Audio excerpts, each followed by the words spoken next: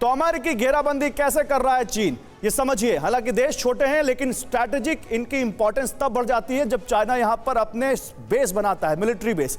देखिए, east China सी, चीन का विस्तार रोकने की कोशिश कैसे।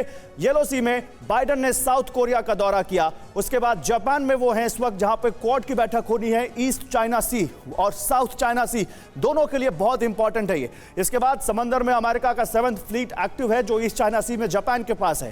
ताइवान डिफेंस इक्विपमेंट बढ़ाने को उकसा रहा है लगातार अमेरिका। साउथ चाइना सी अवैध फिशिंग को रोकना चाहता है, जबकि अगर साउथ चाइना सी में तो बल्कि पूरे साउथ चाइना सी पर चीन अपना कब्जा बताता है, अपना अधिकार बताता है, और वहां कॉन्फ्लिक्ट कभी कभी बहुत डेडली हो जाता है, आमने सामने तक आ जाते हैं चीन और रूस के वॉरशिप्स। लेकिन इस बीच सवाल यह है कि अमेरिकी घेराबंदी कैसे होगी, कैसे चीन के खिलाफ जब अमेरिका घेरेबंदी कर रहा है तो वो अमेरिका की घेराबंदी कैसे करेगा, वो भी हम आपको बताएंगे। ये चीन की घेराबंदी कैसे थी, ये हमने आपको बताया कि कैसे वहां पर अब इन सभी देशों को, जैसे येलो सी, साउथ चाइना सी, ईस्ट चाइना सी, इन सब या कहें पूरे इंडो पैसिफिक में अमेरिका अपने दोस्तों की तादाद ही नहीं बढ़ा रहा है बल्कि उनके साथ अपने संबंध मजबूत कर रहा है। ये आप देखिए। इसके अलावा अब अमेरिका की घेराबंदी कैसे होगी, आप देखिए कैसे इन देशों में अब जो लैटिन अमेरिकन कंट्रीज हैं और साउथ अमेरिकन कंट्रीज हैं उनमें कैसे, और जो एक द्वीप है वहां पर हवाई, वहां पर कैसे चीन अपना बेस बढ़ाने की कोशिश कर रहा है। चाहे उरुग्वे हो, चाहे इक्वाडोर हो, चाहे हवाई हो, आप देखिए कैसे ताइवान पर साथ लाने की कोशिश उरुग्वे से की जा रही है। कैसे वहां पर साउथ कोरिया का जब दौरा किया बाइडेन ने तो इक्वाडोर से उसको लगातार काउंटर करने की कोशिश की जा रही है चीन की तरफ से। कैसे वहां पर पैर फैलाने की कोशिश कर रहा है निकारागुआ में, और हवाई के पास भी कैसे वहां पर एक जो वहां पर कोशिश है चीन अपना सीक्रेट वहां पर एक बेस बनाने की कोशिश में है। लेकिन सवाल यहां पर यह है कि क्या चीन की यह कोशिश वाकई अमेरिकी जो घेरेबंदी है उसका काउंटर है।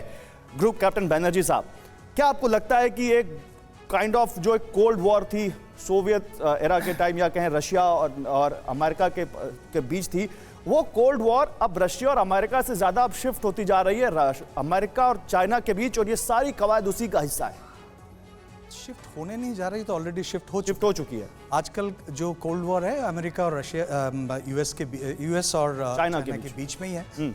और जो आप ये गेम ऑफ चेस बता रहे हैं, ये खाली आज नहीं, आप अगर फर्स्ट वर्ल्ड वॉर से देखिए, दुनिया का हिस्ट्री में बड़े पावर हमेशा एक दूसरे को ऐसे काउंटर वो किया है। अगर आप बोल रहे हैं कि चाइना, अगर आप देखें वो इंडिया के अगेंस्ट उन्होंने bid of string of pearls बनाए, तो इंडिया भी तो कोशिश कर रहा है मंगोलिया से, जापान से सबसे अच्छे संबंध बनाने के लिए, और ये जायज़ है कि चाइना भी वो कोशिश करेगा।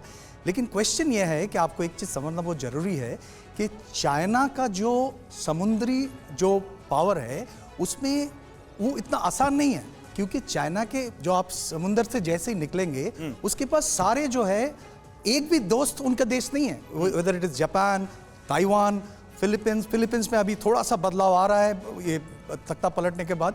लेकिन सारे जो कंट्री है ये अमेरिका ऑलरेडी इनके साथ बहुत फ्रेंडली पोजीशन में है, तो जाहिर है चीन इसको काउंटर करेंगे। और अगर आप देखेंगे सोलोमन आइलैंड में ऑस्ट्रेलिया के अगेंस्ट वो कोशिश कर रहे हैं उधर घुसने का।